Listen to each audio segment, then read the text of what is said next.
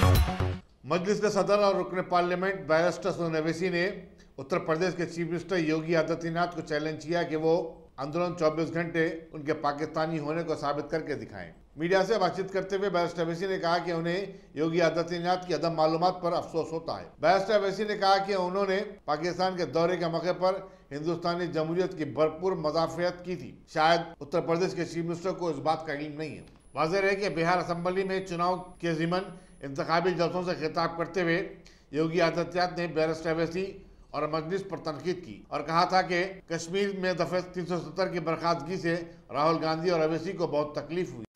योगी आदित्यनाथ को मैं चैलेंज कर रहा हूं कि 24 घंटे के अंदर अगर वो वाकई में योगी हैं और उत्तर प्रदेश के मुख्यमंत्री हैं तो प्रूफ दिखाएं।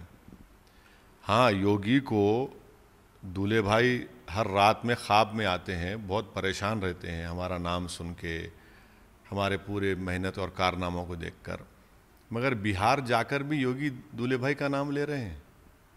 पाकिस्तान और ओवैसी, क्या योगी को नहीं मालूम कि पाकिस्तान को हमने जाकर वहाँ पर हमने पाकिस्तान में भारत के बारे में बताया था, भारत की जमहूरियत के बारे में बताया था, मगर ये योगी का फ्रस्ट्रेशन है। योगी में हिम्मत नहीं है कि हाथरस में एक दलित लड़की का अंतिम संस्कार उसके माँ बाप को सामने खड़ा कर नहीं किया गया, तो आज योगी बात कर रहे हैं ओवैसी की।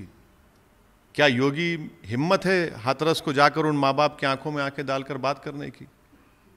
इलेक्शन हो रहा है बिहार का और पाकिस्तान, अरे हम नहीं नाम लेते पाकिस्तान का, तो इनकी ये ख्वाब में भी पाकिस्तान, दिन में भी पाकिस्तान, ज़बान पे भी इनके पाकिस्तानी है।